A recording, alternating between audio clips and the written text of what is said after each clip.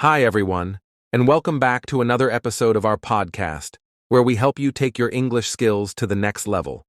Today, we've got a fun and exciting topic that almost every English learner can relate to: how to understand English in movies and TV shows. That's right, Adam. Let me ask you this.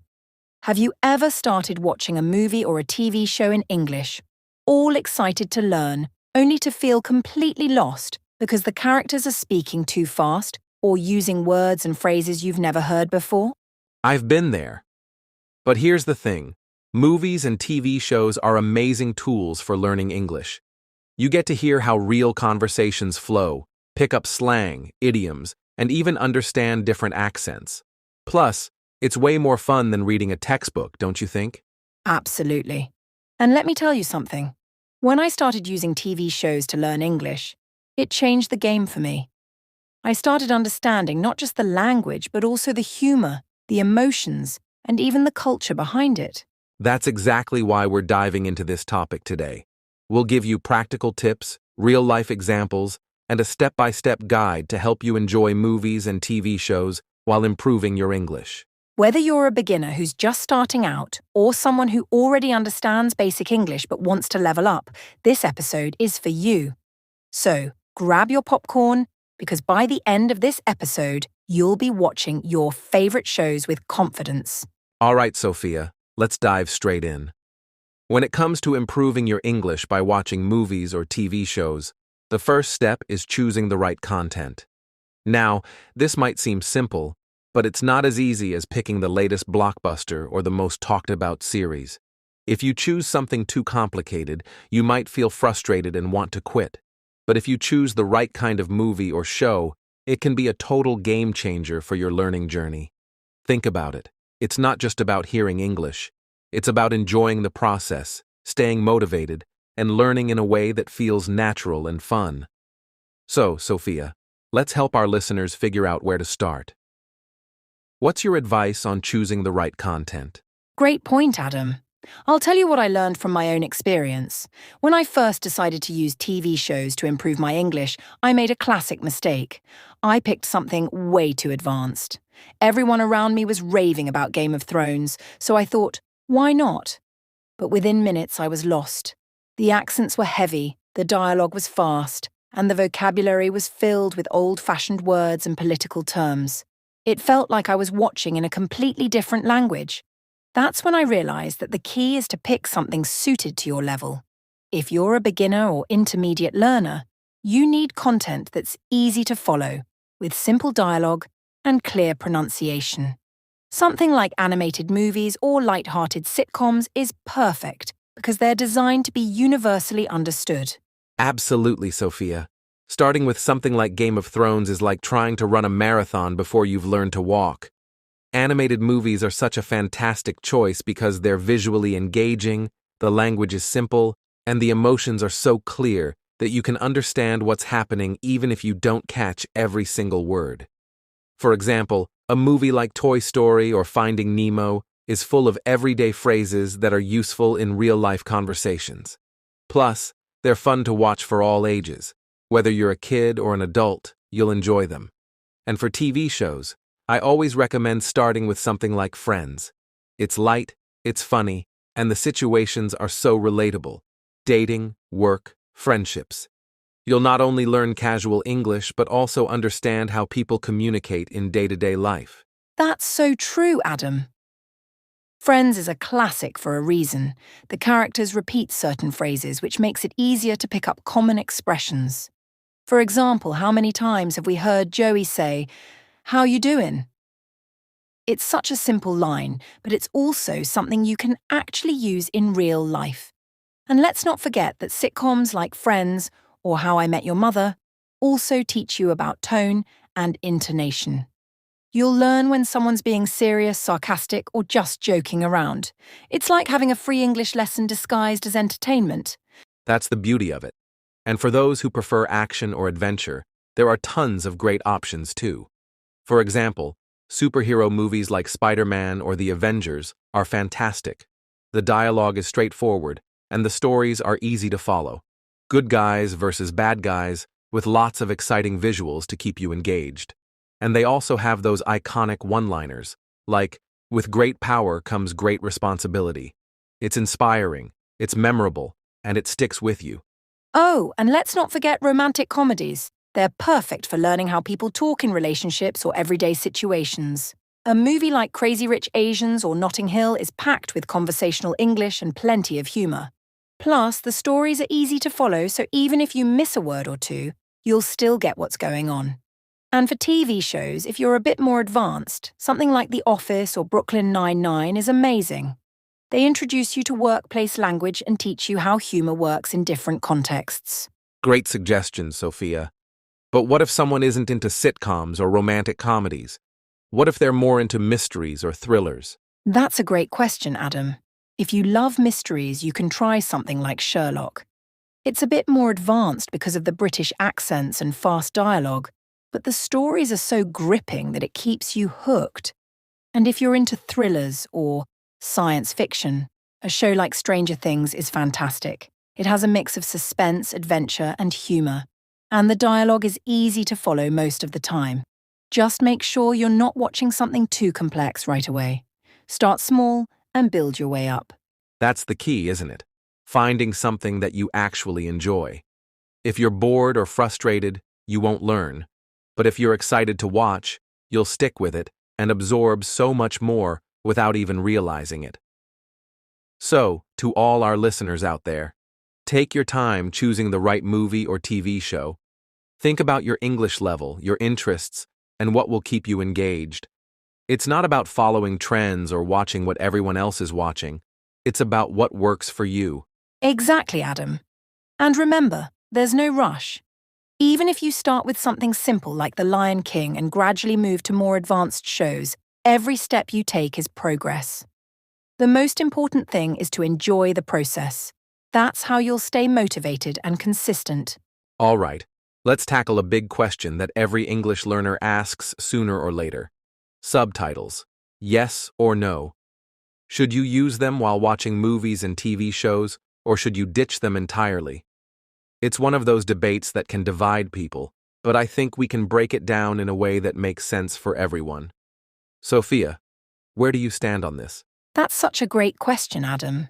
And honestly, my answer is, it depends on where you are in your learning journey. When I first started watching English shows, subtitles were my best friend. I remember watching Friends with subtitles in my native language at first.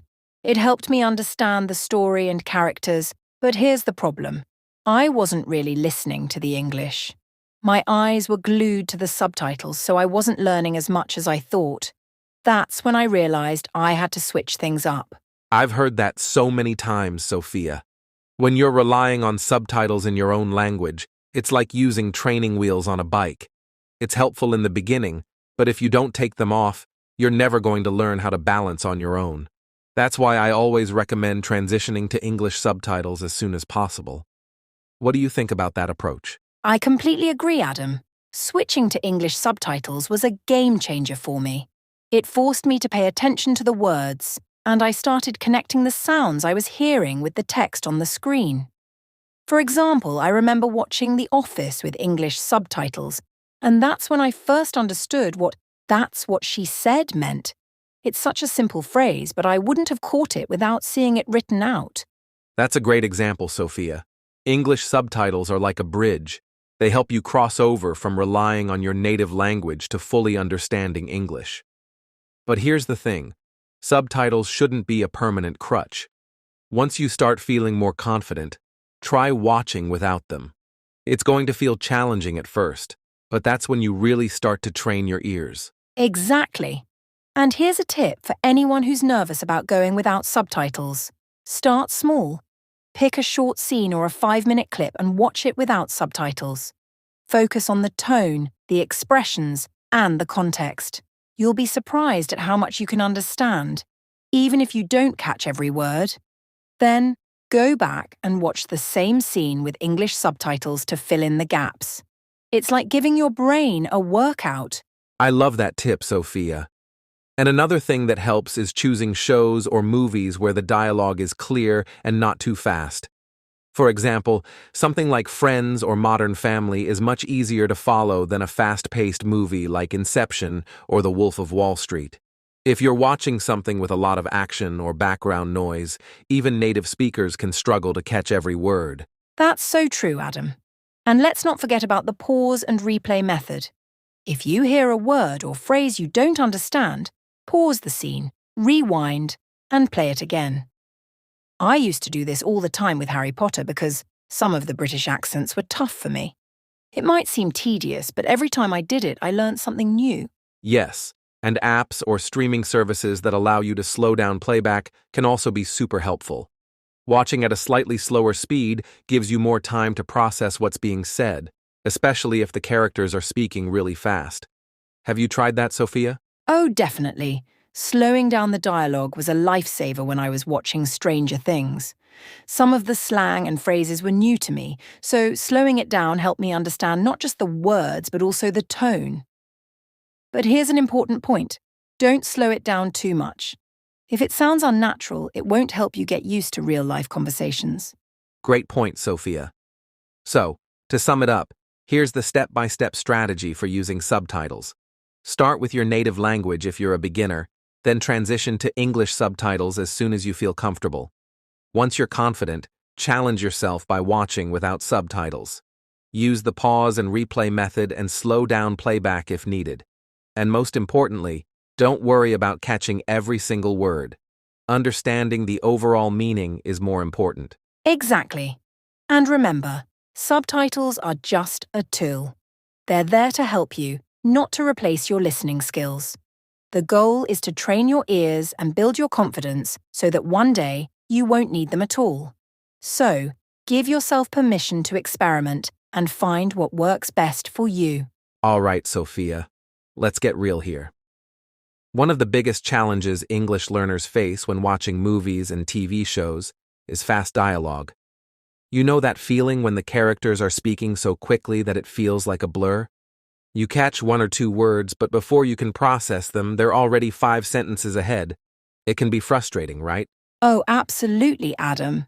I've been there so many times.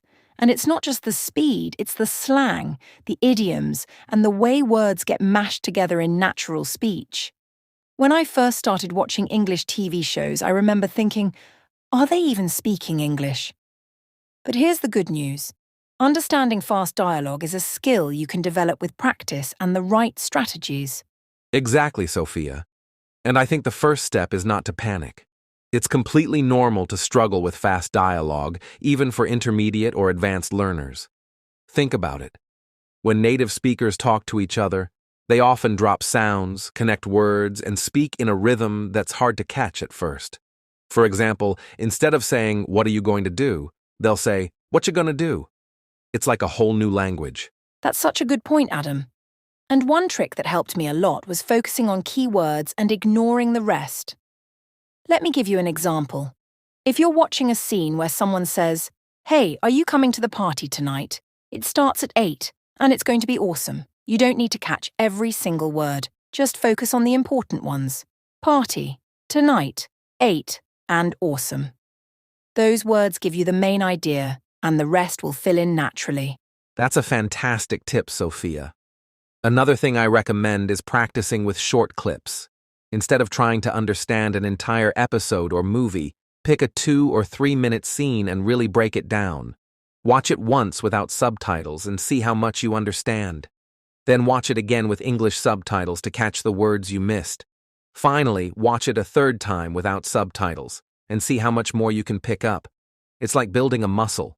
The more you do it, the stronger your listening skills will get. Yes, Adam.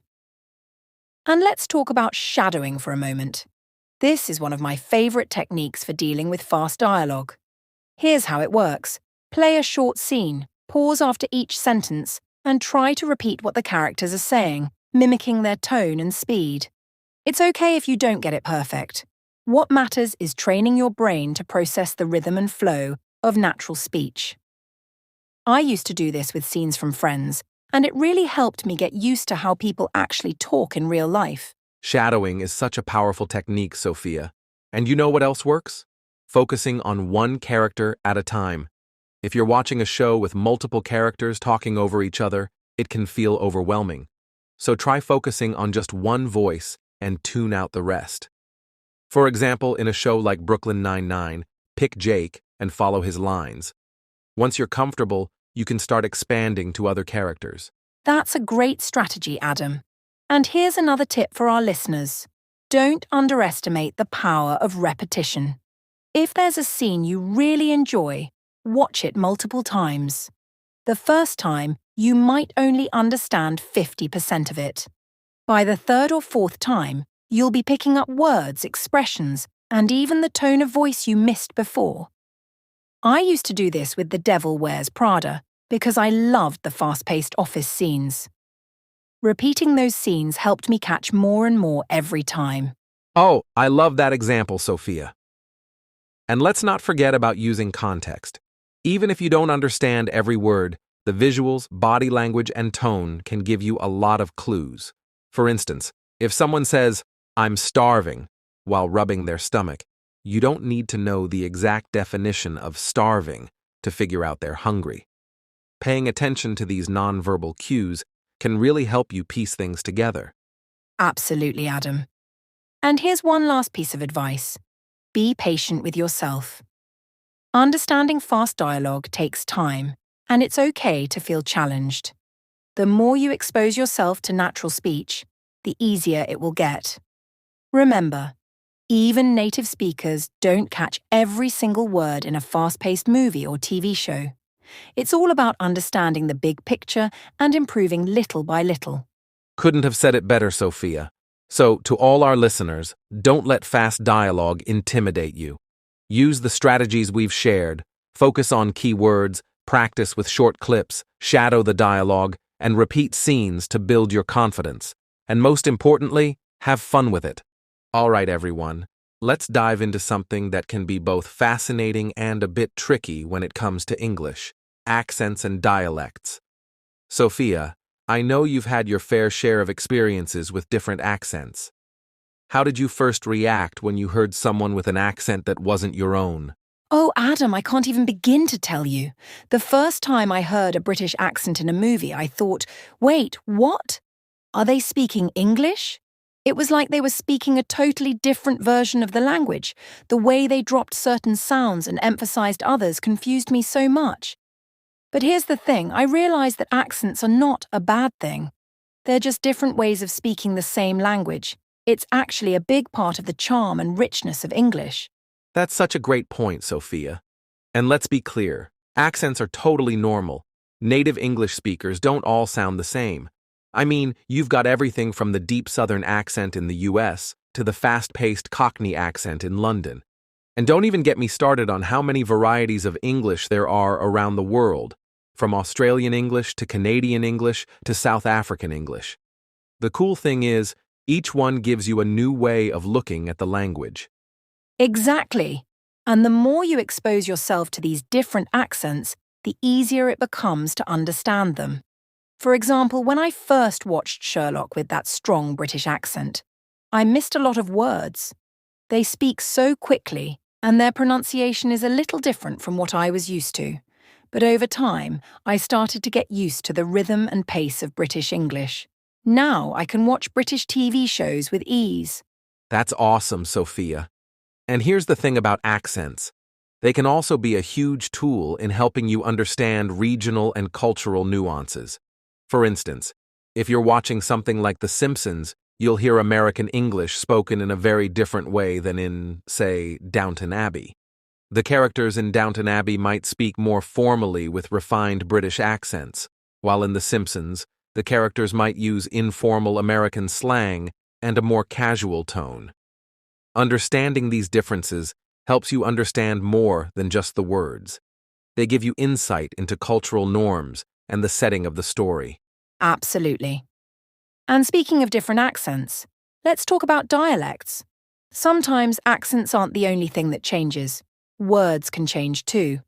For example, in the US, we say elevator, but in the UK, they say lift. In the US, chips refers to the crispy snack you eat from a bag, but in the UK, chips means what Americans call fries. And then, of course, there's football. In the US, football is the game with the helmet and the touchdown, but in the UK, football is what we Americans call soccer. Haha, those examples are perfect, Sophia. And this is where it can get really interesting for learners. Sometimes you'll hear a word used in a different way based on the region. And here's an important tip. Don't be intimidated by these differences. It's all about context. If you're watching a show or movie from a specific region, just pay attention to how words are used. If you don't understand a word, don't worry. Chances are, the context will help you figure it out. For example, if someone in a British show says, "I'll pop over to the shop for some biscuits," you'll quickly get the idea that they're going to the store for cookies. Yes, Adam, context is key. And another way to get used to accents is by choosing shows or movies with clear dialogue. For example, Modern Family has a lot of natural-sounding American accents, but the characters speak at a comfortable pace. It's a great place to start if you want to understand different American accents without feeling overwhelmed. Then, once you're feeling confident, you can challenge yourself with something like Peaky Blinders, where the characters speak in a heavier, regional British accent that can be a little harder to follow. That's exactly right. And here's a pro tip. If you're struggling with a particular accent, don't be afraid to rewind and listen to the dialogue again. Some accents, like Scottish or Irish, might have a faster pace or more unique pronunciation, and that's okay. Repetition is your friend. And as you continue to expose yourself to different accents, you'll start noticing patterns in how they pronounce certain sounds. For instance, many British speakers don't pronounce the R sound at the end of words like Americans do. So, hearing better with no R sound is pretty common in some British accents. Oh, I remember when I first noticed that difference. It took a little while to get used to, but once I did, it made listening so much easier. And another strategy that worked for me was learning to mimic different accents. Now, I'm not saying you have to master every accent, but trying to imitate the sound can help you get used to the rhythm and intonation. If you're watching The Crown and you hear a classic British accent, try repeating some of the lines with that same accent. It might sound funny at first, but it helps you get into the flow of the speech patterns. Haha, yes, Sophia. And don't be afraid to experiment with different accents while practicing. Even if you're not perfect, you'll gain a much deeper appreciation for how diverse the English language is. I've found that even attempting to mimic accents can help you tune your ear to subtle sounds that you might have missed otherwise. It's like learning a new musical instrument. You need to practice the scales before you can play the song. And remember, Adam, accents and dialects aren't a sign of better or worse English. It's just about understanding where someone is from and how that influences the way they speak. English is constantly evolving, and so are the accents and dialects. The key is exposure. If you listen to a variety of accents and dialects, your brain will start making connections, and soon you'll be able to understand most of what you hear. All right, let's jump into one of the most effective techniques for improving your English: mimicking and shadowing. These two methods might sound a bit similar, but trust me, they can totally change the game when it comes to mastering pronunciation, rhythm, and fluency. Sophia, I know you've used both techniques before. How did you get started? Oh, Adam, I can't tell you enough how much mimicking and shadowing helped me improve my English. I actually started mimicking phrases from Friends. At first, I was just repeating the funny lines I loved. But over time, I realized how much I was learning about the natural flow of speech. The way Rachel says, "Oh my God," or how Joey delivers his "How you doin'?" It's not just about the words, it's about the emotion, the timing, and the rhythm. Mimicking those things helped me sound more natural. That's such a great example, Sophia. And for everyone listening, here's the thing about mimicking. It's not just about copying the words, it's about copying the way they're said. You want to mimic the stress on certain syllables, the intonation, the pauses, and even the emotion behind the words. So, if you hear a character in a show say, "I can't believe this is happening," with excitement, you want to match that level of excitement. Exactly. And I think what makes mimicking so powerful is that it helps you not just sound more native-like, but it also improves your listening skills. When you're trying to mimic someone, you need to pay attention to the small details of how they say something. For example, you might hear someone say, "I've got to go quickly," almost like "I gotta go." By mimicking this, you're training your brain to recognize and reproduce these natural speech patterns. It's like breaking down a song and learning to sing every note. That's such a great point, Sophia. And if you really want to take it up a notch, that's where shadowing comes in. Shadowing is when you listen to a native speaker and try to repeat their words in real time, immediately after they say them. So, for example, if you're watching a scene in the office and Michael Scott says, "I declare bankruptcy," you would try to say the exact same thing right after he says it, without waiting. The goal is to sound just like him in terms of pronunciation, speed, and emotion. Yes, Adam. And what I love about shadowing is that it's not about waiting for the perfect moment or trying to get every word perfect right away. The idea is to practice continuously. At first, you might be a little behind or off track, and that's totally okay. Over time, your ability to keep up will improve. Shadowing really helps you work on both your speaking and listening skills simultaneously, which is why it's such an effective technique. Totally, Sophia.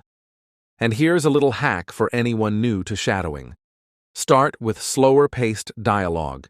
Some shows, like The King's Speech, are slower and more deliberate with their language, making it easier to follow. Once you get the hang of shadowing with those, you can challenge yourself with faster-paced shows like Parks and Recreation or Fast and Furious.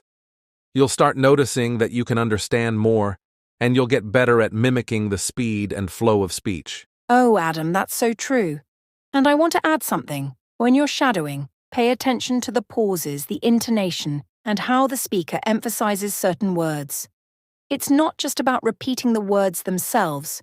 For example, if you're watching Stranger Things and you hear Eleven say, "Friends don't lie," notice how she emphasizes the word lie with a lot of intensity. That's a key part of her character. Shadowing those nuances helps you speak with more emotion and authenticity, which is crucial for sounding natural in conversation. Exactly. And when you're shadowing, you don't always have to use whole sentences. It could be just a short phrase or even a single word that you find interesting or difficult to pronounce. For instance, you might want to practice how a character says a particular vowel sound. Let's say in Game of Thrones, Tyrion Lannister has this really distinct way of saying wine. If you focus on mimicking the exact sound and rhythm of that word, it'll help you sound more fluid when you use it yourself. I love that idea, Adam. And it's also super helpful to use subtitles in English when you're shadowing. First, listen to the scene without subtitles and try to mimic what you hear. Then, turn on the subtitles to see if you missed anything. This helps you connect the spoken words to their written form, improving your overall comprehension. You'll also get a better sense of how informal language, slang, and even regional accents come into play. That's such a smart approach, Sophia. And here's the thing about mimicking and shadowing. It's about making language feel real to you. When you watch shows or movies, you're not just passively absorbing words, you're actively engaging with the language. It helps you pick up on things you might not notice in a classroom, like how people really talk in the world outside of textbooks. And the best part is, you're having fun while learning. Absolutely, Adam. And here's a final tip for our listeners. Try to set small goals for yourself. Maybe one week, you focus on mimicking the way a character speaks in a particular show. The next week, try shadowing entire conversations. You don't have to do it all at once. Just like any new skill, practice consistently, and you'll see results over time. The more you mimic and shadow, the more natural and confident you'll become with English. All right, Sophia. Let's talk about something that really sets native English speakers apart when they're having a conversation: cultural references and context. These little details are woven into movies and TV shows, and they're crucial if you want to truly understand the language in its natural form. Sometimes, cultural references can totally throw off learners, right? Oh, absolutely, Adam. I'll never forget the first time I watched Friends and heard Joey say, "How you doing?" I had no idea it was a cultural reference to this old-school flirtatious style of talking that was common in American pop culture at the time. At first, it sounded just like an awkward attempt to flirt, but once I learned about the 90s culture surrounding that phrase, it made so much sense. Ha ha. That's a perfect example, Sophia. Cultural references are everywhere. They can be jokes, sayings, or even events that were happening at the time. They can be tricky for learners because, unless you're familiar with the culture or history behind them, they might seem random. Like in The Simpsons, they often reference real-life events or people, like a scene where Homer tries to give up smoking, and he says, "I'm just like a young Marlon Brando." You need to know who Marlon Brando is to get that joke. Exactly. And sometimes it's not even about specific people, but about the cultural mindset. Like in The Office, there's a whole running joke about Dwight's obsession with being a paper salesman. If you're not familiar with office culture, you might miss how funny and relatable that is to American corporate life. It's a unique piece of American work culture that may not be the same everywhere in the world. That's the key, right? Culture plays such a big role in understanding the context of what's being said. Even small references can give you clues about what people are talking about. If you're watching Parks and Recreation and someone says, "This is my big break," like the Beatles at Shea Stadium, you need to know that the Beatles at Shea Stadium was a huge cultural event. It's not just about the words, it's about understanding the significance behind them. Exactly, Adam. And it's not just about knowing pop culture references. It can also be about historical events, customs, and traditions. For example, if you're watching a British show and someone mentions the royal wedding, it could be about a specific event that everyone in the UK would recognise. If you don't know the event, you might not fully understand the weight of the conversation. But don't worry, these references aren't always necessary to enjoy the show. Sometimes, you can still get the general idea from the context of the scene.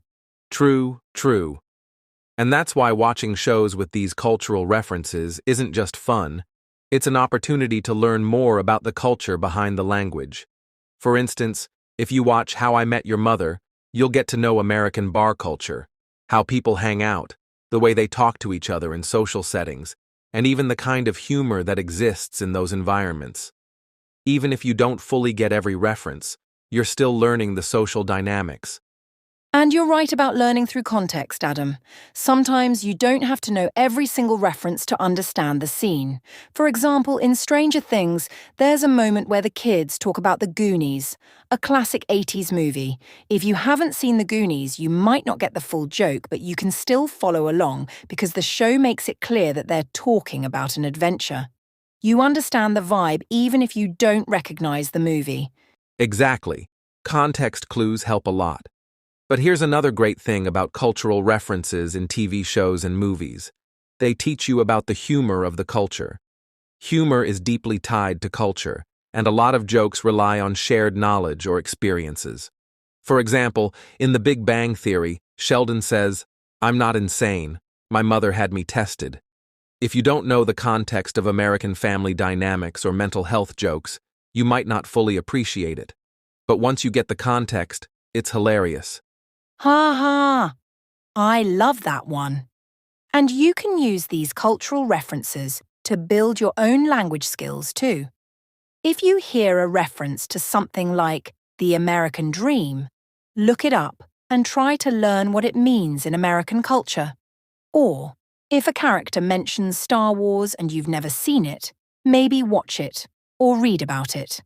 Not only will it help you understand the language better, but it will also give you a deeper connection to the culture. Absolutely, Sophia. And for learners, don't get discouraged if you don't get every single reference.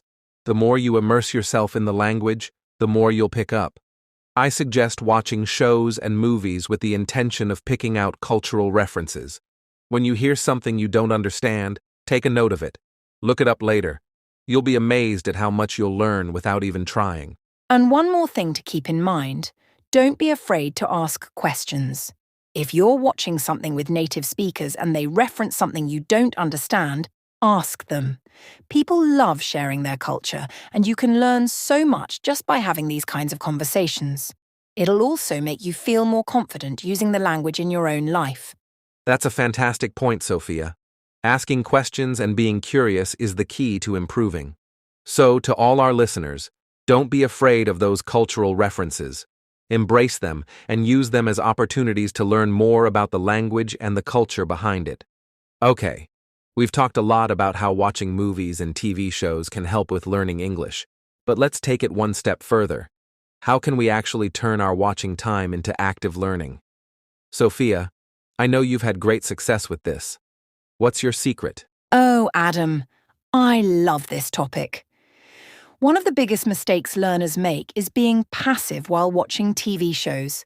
They just sit back and enjoy the show without paying attention to how the language is being used.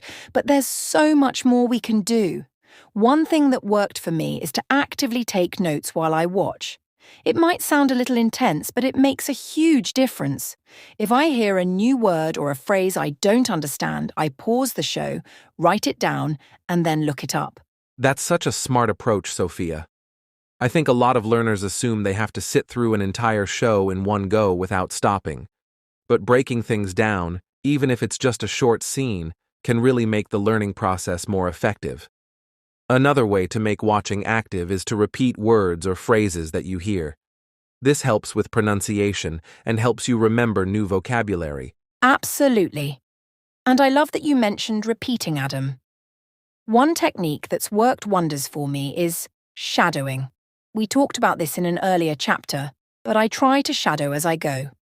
If I hear a sentence I find interesting or challenging, I pause, repeat it, and focus on matching the speaker's tone and rhythm. This not only helps with pronunciation, but also with understanding how to use the phrase in context. That's a great point. It's not just about listening to the words, it's about making them a part of your speech too. And another way to turn watching into active learning is to talk back to the screen. This might sound a little silly, but it's actually super effective. When a character says something, try answering them or reacting the same way. It helps you practice speaking and using new vocabulary in a natural setting. Oh, I love that. When I was watching Friends, I would often mimic the conversations between Ross and Rachel. It felt like I was part of the show. I'd pause it and respond, pretending I was talking to the characters, and I'd try to come up with my own responses or try using the same expressions and slang that they used. It made the learning process so much more fun and engaging. That sounds awesome, Sophia. You're essentially creating a conversation with the TV, which is such a great way to practice real-life interactions. And here's something else that I think is really helpful: watching with a purpose. So, let's say you're watching a show or movie to learn about business English. Focus on those scenes that take place in a workplace, like meetings or negotiations. If you're watching a show with a lot of everyday conversations, focus on the language used in casual settings, like hanging out with friends or at a coffee shop. That's such a great strategy, Adam.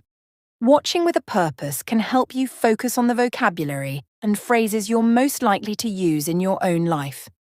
And I'll tell you this, it's much more motivating to learn if you have a goal in mind. When I watched The Crown, I focused on learning formal British English, and it helped me sound more sophisticated and polite when speaking. On the flip side, if I'm watching a show like How I Met Your Mother, I focus on informal conversational phrases. Exactly. And don't be afraid to replay scenes either. If you're working on understanding specific grammar points or sentence structures, watch a scene over and over again. Let's say you're working on learning conditionals. Look for scenes where characters use phrases like, "if I were you," or "what would happen if." Repeating those scenes will help solidify how these structures work in real conversation. Yes. And another fun way to learn actively is to summarize the plot or discuss the episode after watching. Once you're done, try to summarize what happened in your own words, using the new vocabulary you've picked up.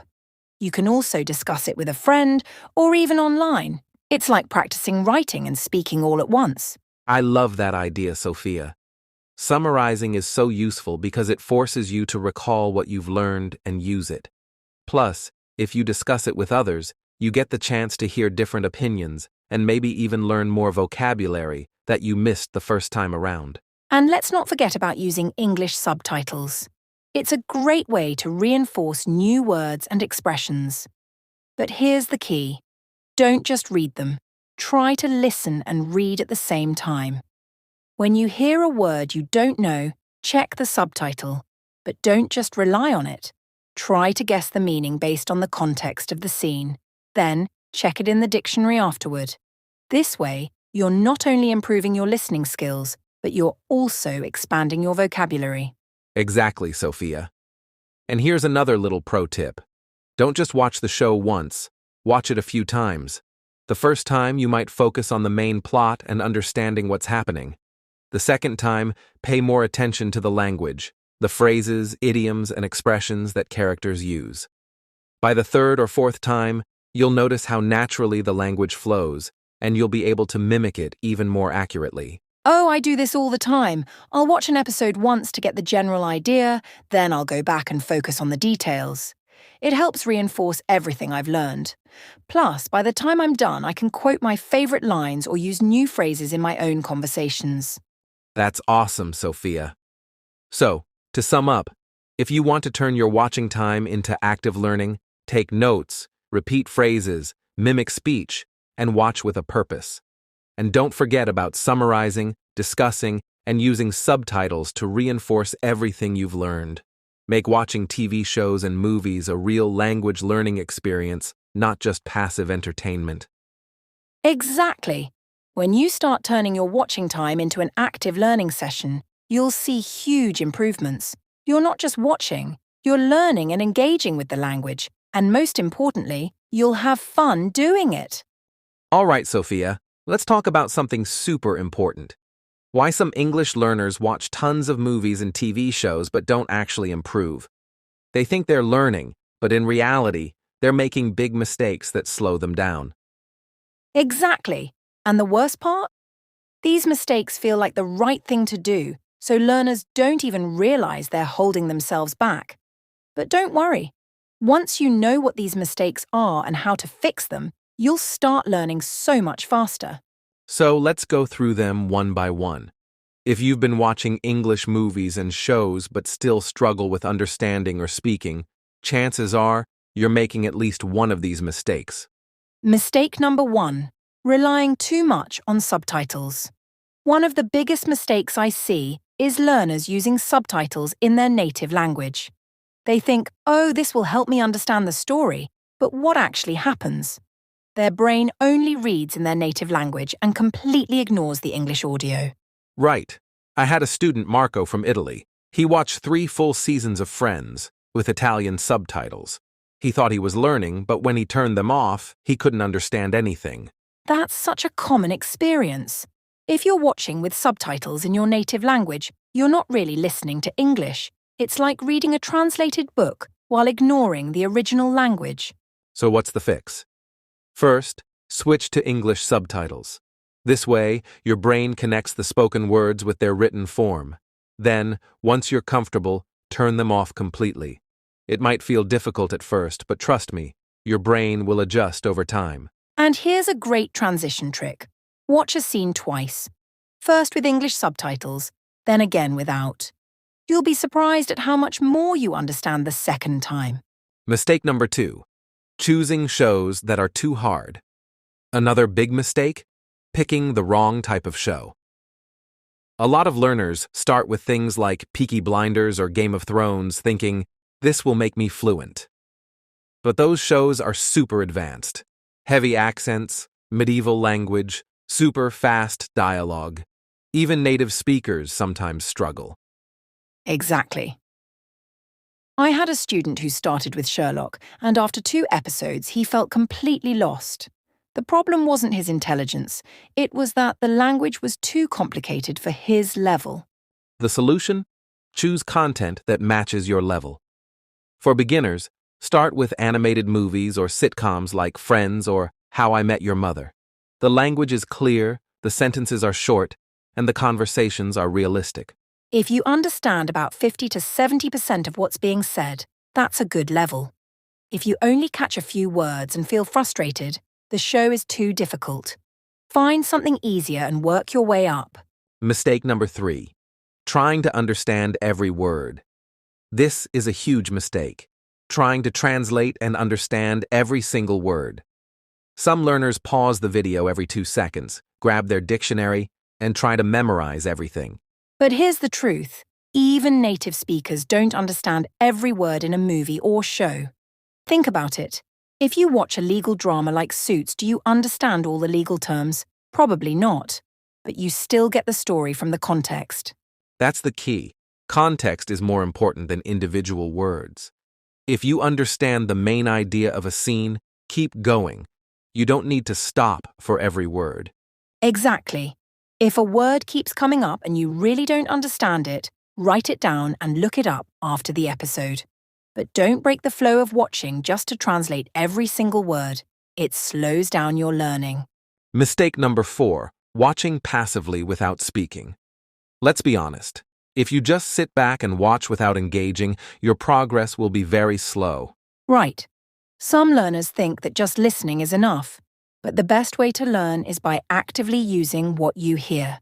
One of the best ways to do this is shadowing, where you repeat what the characters say right after they say it. It improves your pronunciation, rhythm, and fluency.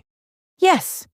You can also pause the video, repeat a sentence out loud, and try to copy the actor's accent. Even better, try to act out the scene. Pretend you're part of the show.